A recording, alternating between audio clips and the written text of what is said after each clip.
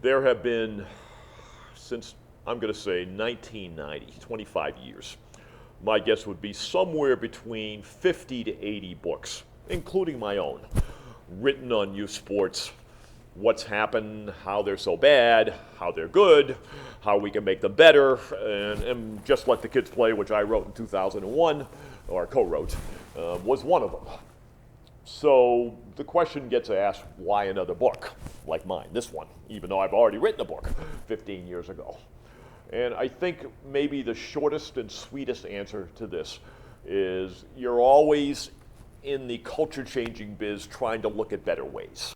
But I think the special part of what we're trying to do in this book is, as I've always said, not only just to give it back to the kids, but to give adults more reasons to give it back to the kids. The book is several years in the making, and I decided about 7 or 8 years ago to take a look at statistically how we can look at kids getting better at sport, enjoying it more. So we did some tests about developing skills versus just playing games and sort of the normal sports pattern. We've done a lot of work in this field the last 25 years on identifying problems. We've all done a lot of work on trying to create solutions. And my book in 2001, Just Let the Kids Play, attacked it in many different directions. But the challenges continue, the problems continue. Some people would say they're getting worse. I could not argue the fact that they are. And what can we do to inject maybe some statistics, some sanity, something that people can grasp on? Because a lot of people recognize that there are problems. So this came about 6 or 7 years ago. The book itself has been written pretty hard the last year and a half. And the title, Youth Sports Still Failing Our Kids, it's not entirely the case. There are kids that do very well in youth sports. There are adults who do very well in youth sports. I don't want to throw out the baby with the bathwater, but the pure fact of the matter is we still need to do a better job. So rather than try to attack the whole kit and caboodle of K to 12, we decided to focus on the kindergarten to 6th grade level, 12 and under. There are challenges at 7th and 8th grade. There are certainly challenges in high school, although I think high school sports in this country, although with many warts, runs pretty well. But the challenge is, how do we develop better kindergarten to 6th grade systems, 5 to 12 years old, to make it better for all the kids?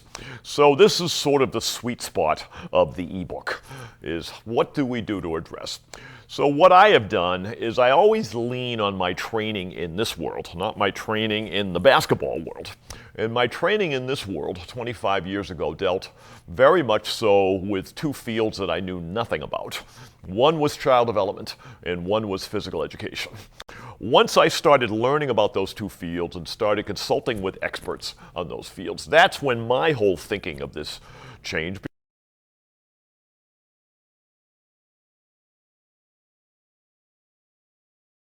I've always looked at youth sports as not sports. I've looked at it as child development in the guise of sports, of playing games. So I went back to my roots in physical education and child development, and I came up with the phrase that I came up with. I don't think I stole it from anybody, maybe I did, 25 years ago, called adult egoless systems. How can we put these kids out on fields and hockey rinks and basketball courts? Let them play, let them learn, let them compete, let them learn how to win, let them learn how to lose, but without getting the adults wrapped up so much in whether the game is won or lost, or whether Johnny is better than Billy, or whether Billy is better than Johnny. How can we keep the adult ego out of youth sports, which has basically been my mission for 25 years. So the adult egoless system came about basically in a very fundamental way. I was watching elementary school recess one day at a local school where I live. And the wonderful thing about recess was this: there were adults there, the teachers. There were, of course, kids there. But the kids were doing their own thing, and the teachers were basically doing their own thing. They were there to supervise, perhaps break up the occasional spat. And I said, how can we develop a youth sports system that maybe not model exactly elementary school recess, but at the same time give the game back to the kids? How do you design a system for kids where they still play sports and they can still play games and they can still have adults around to organize it, which is why we call it organized youth sports. But we don't get all the challenges and problems. And I decided to do is, well, we've known for years, anecdotally, we've known that the more time you spend in practice, kids with a puck, with a ball, in their hands, on their sticks, whatever, then chances are they're going to be better skilled players.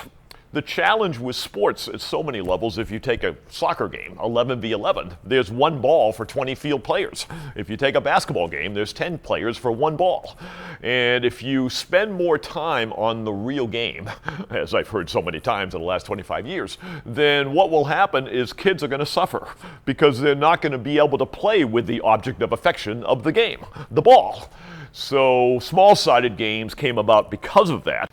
So what we did in our studies is we took a look at test cases where we actually would have a 6, 7, 8, 10-week program where kids would touch the ball more versus the standard program where the kids would play a lot of scrimmage and practice and, play the game on Saturday. And what we wanted to do is see if a certain amount of skills were developed better after this time. And turns out it proved it was right, is because we develop sports at such young ages, we have the kids on teams, we have them compete, we have their schedules, then the automatic adult problem is, oh, Johnny is better than Billy, who is better than Sammy, and Colleen is better than Olivia. And we get into these talent identification issues that end up mucking up the waters so badly.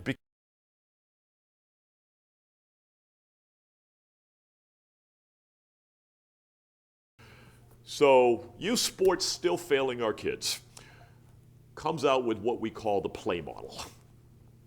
And the play model is descriptive in as much that we're trying to focus on the kid and not the adult. Okay, the model is there, giving them more touches, giving them fewer games, giving them more chances to compete, but without the attendant adult pressure or the adult trappings of higher level sport. But what we're trying to do is bring this back to, for lack of a better phrase, the camp model. What do kids do when they go to a summer camp? Do coaches split them up into A and B teams? Do they have them compete at their own level? No. The people that run the camp want that kid back at camp next season. So they're not going to do anything to offend the kid, and certainly not offend the kid's parents who are paying for the camp. What they're trying to do is really nice. They're trying to get the kids to enjoy the sport and get better at the sport. I mean, it's certainly a positive environment. How can we bring some of those positive environments into your standard youth sports model that we have in this country? Well, you can resist the model as it is and hope the hell the parents get better and they're not yelling at the kids from the sidelines and the coaches too, or else you can shift the model, which means the adult egos don't take as much precedence, which again gets back to what I've been trying to do for 25 years, is I know the standard model, games, A plays B this week, A plays C the week after, practice during the week. That standard model is always going to breed what I call the 10 to 20% factor of adult. And what does that mean? The adult who's out of control, who takes it too seriously because winning is too important, because it's bred in them as adults. We've got to win. That's what I see on TV with the pros and the major college. Who cares about them? They have nothing to do with this other than they play the same sport. So can we get a model that tamps down the adult ego, brings up the kid's ego, and lets them all play, lets them all understand, no matter how good or bad they are, which is irrelevant, can they show up next year? And hopefully the book will get out to enough thousands of people who have good positions in various communities in this country in youth sports and can help me sell the ideas to the people that work with them to help make their kids' athletic lives better. So it's the camp model, it's the play model, however you want to phrase it, it's just phrases. But it's giving more of the sports back to the kids.